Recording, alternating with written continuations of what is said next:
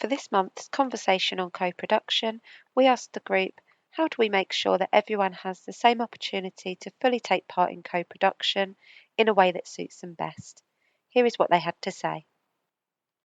Yeah, I just think one of the first things that comes to my mind when answering that question about how can we make the opportunities accessible is knowing who the audience is, or knowing who the participants are going to be, because then that can really help to tailor it to specific needs. But also, if you know who's going to be involved, you can reach out and ask them to direct you rather than guess or make assumptions, particularly with that co-production value of having that partnership and equal working and those contributions.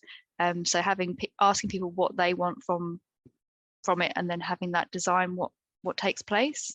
We always allow people to have a space to self-define who they are and their requirements, if they have any, before actually putting it in place, because you never know whether that's exactly what they needed or what they wanted to see from us. So I think maybe having a conversation before their participation, creating that safe space to actually let us know, and then providing whatever they might need.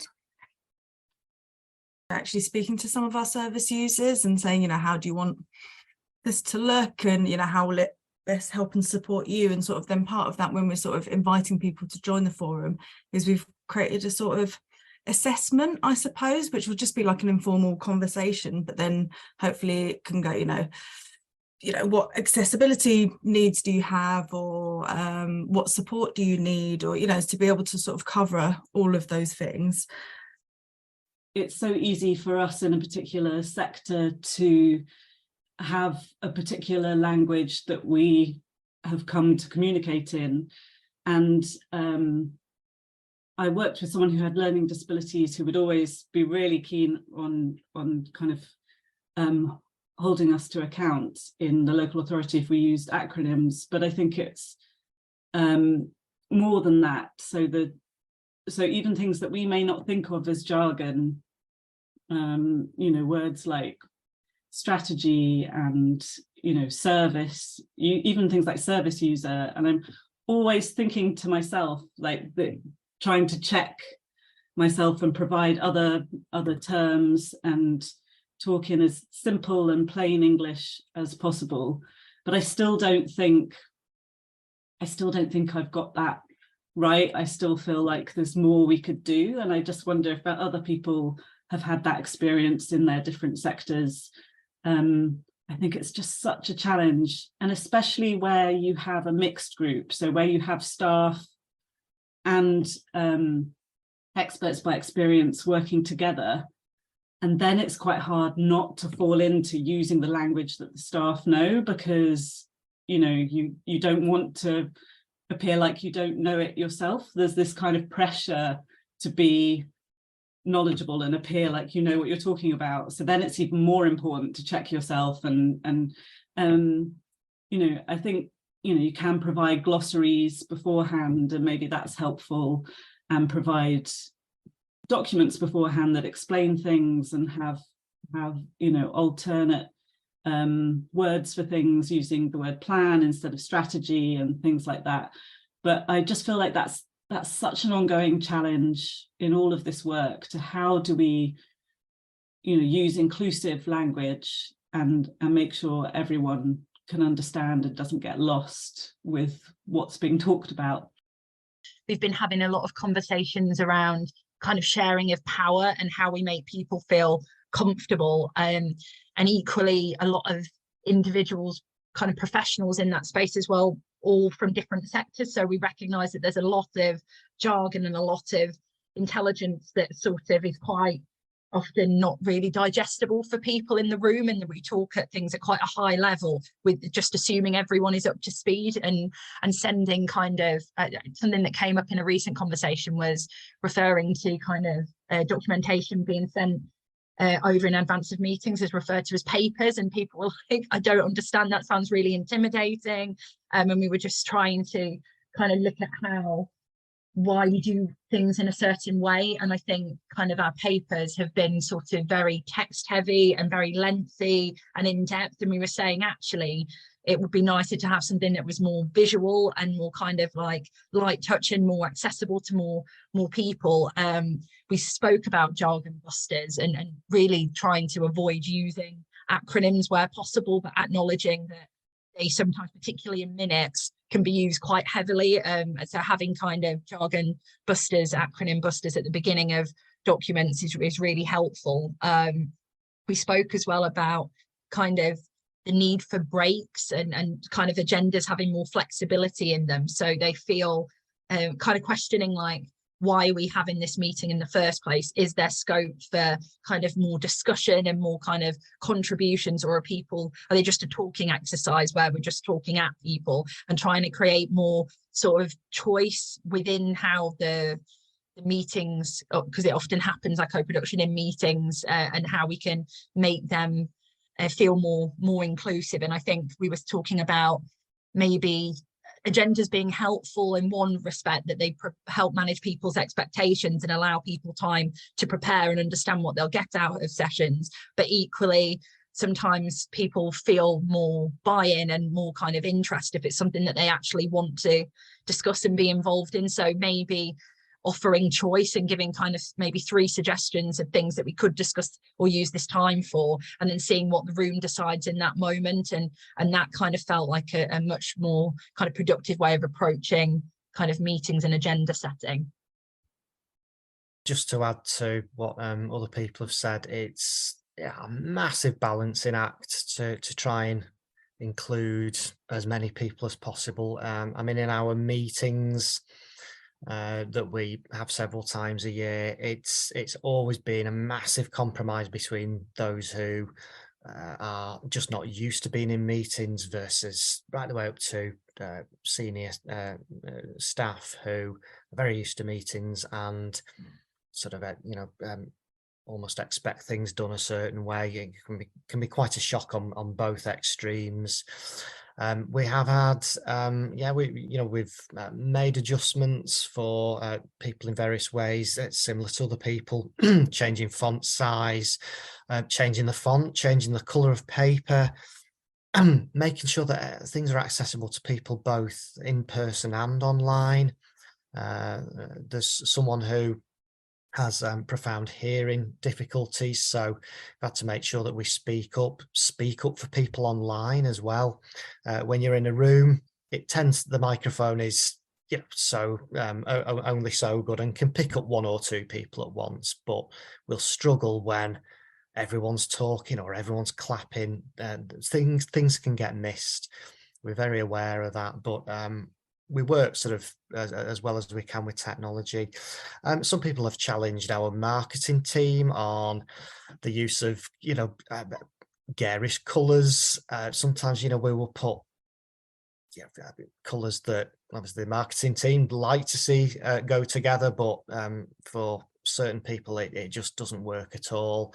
And it's always been a big compromise to try and get things to a point where most people are content with it, and then you get some people who just don't even know that they've got the right to do that. So we've got a lot of work to do to get more people to know that they've got the right to change things. Where I work, we do sort of away days and learning seminars like several times throughout the year. So we're doing a learning seminar next week, and it's just going to be about co-production. It's just for all our staff and volunteers as well, just to try and help, like I said, get that understanding. And so it's quite interactive. So we'll start off and talk about what is co-production, and talk about sort of the ladder involvement, stuff like that, and then have like activities. Like we're going to do one, and it was from the webinar I did for Expert Link on sort of an introduction, and he was talking about imagine coming somewhere for some support and help, saying what you need, and then everyone going off into a separate room and talking about what you need and then telling you. So we're going to do like an activity where we'll get a volunteer, ask them if they've got a goal and get them to leave the room. We'll discuss it, bring them back in and tell them, and be like, how does that feel, just to give people that sort of bit of experiential understanding. And then like different topics sat around at the table and get people to really discuss it. So not just sitting there learning stuff, but actually really getting engaged with, how does it look? How do you think it will affect us as a service? How do you think it will impact our service users? How can we engage with them and stuff like that? So with regards to that, yeah, everyone's got very differing ideas of what understanding and ideas what it is. So this is our sort of first step, I suppose, in having more understanding in our organisation. The regards to like co-production and like what that means and whether people actually understand what it is. I think it's just like, from my experience, it depends who's participating at those workshops and sessions. So depends where people are at their journey, and how they feel participating in co-production setting as well, because another issue we face sometimes is like that power imbalance that I think it was mentioned at the beginning of this chat, is that not just like from our end of like non-lived experience people arranging the co-production and inviting people to that space is already, I guess, sometimes problematic. But I think the second thing we sometimes face is like, if we have someone who's going through a really tough time but wants to participate, and then we have a person, we call them members we work with, if a member has been housed but still is like contributing to our work, like there's like unequal almost like journeys and who to give the space for and take on board as a next step of like, so that has been quite a I guess interesting learning experience. And the third thing is like the impact of those workshops. I think it's really important to know why you're doing the co-production sessions and how can you explain that to participants. There's been like in the beginning, there's been a lot of like misconception within the organization to host the co-production workshops, to not know what they want to get out of people with lived experience, like how is that going to feed into the work?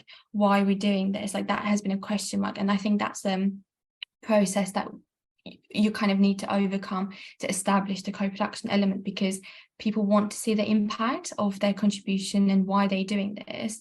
And if you can't like provide that back to them and feedback, like this session we've done this and this is what you fed back to us, and then 3 months down the line to be able to go back to them and say, and this is what we changed, or this is what we're implementing.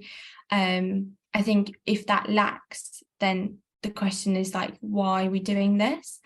But yeah, we have like so much to overcome at the moment anyway, so I don't know if this is helpful. The feedback loops, that's something that we've been talking a lot internally within our organisation and with our partners. And again, the similar theme of it being really demoralising when people contribute their time and expertise and then don't hear anything. And we were saying as kind of good practice moving forward, when kind of organisations and services want to meet with the kind of our experts to kind of consult on issues, that making sure kind of we have almost like a template that's used for services to kind of complete of why they're asking the questions, why they're wanting to do this work, what's hope they're going to achieve from it. But there's also within that an expectation that it is fed back, and making that kind of a requirement that when you sort of work with us, that's sort of that what kind of co-production is about, is having that kind of valuing and respecting people's contributions, and involving them in the kind of whole process. And one of the kind of things that came back from our experts was it would be better to have kind of feedback to say nothing had happened since the last meeting than to hear nothing at all. And just this acknowledgement that kind of progress, sometimes certain things may not be possible, but also that progress can be really slow and change can take time, but just being kept in the loop of what's happening with that. So we were saying as kind of good practice that when people have that initial consultation or initial meetings, that we book in a follow-up meeting for maybe 6 months time or whatever's deemed appropriate. And even if there isn't really much that's gone on since, it's just having that kind of openness and transparency of where things are at, and that was really validating for people. And it also helped kind of set expectations of why kind of change can be really, it's a long involved process, and just making people aware what goes on behind the scenes as well. But I think celebrating the kind of the success is really important as well. And I like that. It's always nice to be able to share that. And I worry sometimes that good things do happen from this work, but then get lost and never fed back. So it's not always that nothing's happened with that work. It's just that we kind of lose sight of it. And I think, yeah, making sure that those feedback loops are in place as kind of like an expectation before, you know, when you start the process, and not kind of an afterthought that it's built into how we do things. In terms of the actual meetings themselves, I can't remember, somebody said just now about that power, you know, that power dynamic within meetings. And I mean, whether there are any good ways of overcoming that from both sides, and how, like, what your experiences have been when you've may have been in that room with people, and you're sort of sitting central to it. Yeah, I was thinking about power dynamics sort of throughout the session. I think it's a really good thing to bring up. I think there's something around some quite practical things. So about, for example, the setting of meetings. So I think it can really set the tone as to where the power lies. If you kind of bring people into a space that feels professional or feels unfamiliar to them, then it kind of immediately puts people on the back foot sometimes, and might come in feeling a little bit sort of like out of your comfort zone. Whereas sometimes I think if there's something about bringing opportunities to people, to spaces where they feel comfortable, that familiar to them, and where almost like they know the rules, and it's not like we've got secret professional rules that are being held separately from them and that might not be totally clear. So that was just a practical thing I wanted to chip in with. I think there's often kind of our lived experience experts kind of being invited into the professionals, like learned experience spaces, and vice versa, but very few sort of genuinely 50-50 spaces where everyone's kind of on a more neutral term. And that's not, you know, kind of half experts and half kind of professionals. It's more about, like, it's much more nuanced than that. But I think getting somewhere that feels more like a neutral, accessible space that's kind of no one has any sort of monopoly on is really important. Yeah, I don't know how helpful that is, but I'm just really, yeah, excited by how we can do things differently. And I think we're doing a lot of work of questioning why we do something, and often it's because we've always done it, or we've never sort of thought about doing things differently. So I think looking at being quite dynamic and taking a lead from our experts more of how they would like to see the space being used. And also I think a lot of staff, we get quite like meeting and workshop fatigued, and it can all look quite samey, whereas it's quite nice to do something that feels a bit more dynamic and a bit more creative and a bit more flexible. So it kind of benefits everyone, really. I totally agree about icebreakers and silliness, and kind of when you do introductions where there are staff and people with lived experience, if the staff can share a bit more about themselves, that's not just their job title, or even not even say their job title, if they can escape it and just say something about if they've got their own lived experience, if they feel comfortable to share. I've been in meetings where that's been really powerful. Like someone from a clinical commissioning group said it was the first time in a work meeting that she'd shared that she had a son who had SEND needs, and yeah, that really kind of like feels like a leveler if people are bringing their whole self to the meeting. And also if there's it's an obvious one, but a co-chair with experts by experience, an expert by experience who's a co-chair, so that it's not just a staff member chairing the meeting, is obviously a leveler. We agree on values together before moving on, so everyone can contribute what it means to be in the space, what we all want to do and what we all want to can bring to the table. So even little things like, honesty or trust, or those kind of like values, we agree on that together. And then the second thing is like talking about who they are as a person, so similar with what everyone else has said, like trying to make sure that they're not defined by their lived experience throughout their journey with us. So just making sure that we talk about other things that they've done, their hobbies or what they've been up to generally, before we discuss that day's theme or like agenda. And just like creating, like it really helped for members to have like a networking space without us. So they have their own, like maybe a WhatsApp group, or they kind of like they get together before they come to the co-production space just to discuss, like they make friends, or it's like a support system in a way as well, because not everyone who's a member is also part of the co-production or participation team. So it's good for people to be able to have that space just for themselves to discuss what we've been doing, but without having, I guess, a staff member or like someone from our team. I'm part of I attend another monthly lived experience network meeting, and I like what they do. I've only been to a couple, but when they do introductions, but they're not interested in sort of, your title or anything like that. They just say, basically, what's your name? And then they'll always do something like, and what made you laugh this month, this last month, or this week, sorry, or they'll just always have something like that, which I really like, because then you're not having that title, but you're getting a little bit of, introduction and everyone, and they're always quite nice questions, so you just feel quite good after, and people interact and feel a bit more comfortable. But yeah, there's just a couple of little things that I quite liked.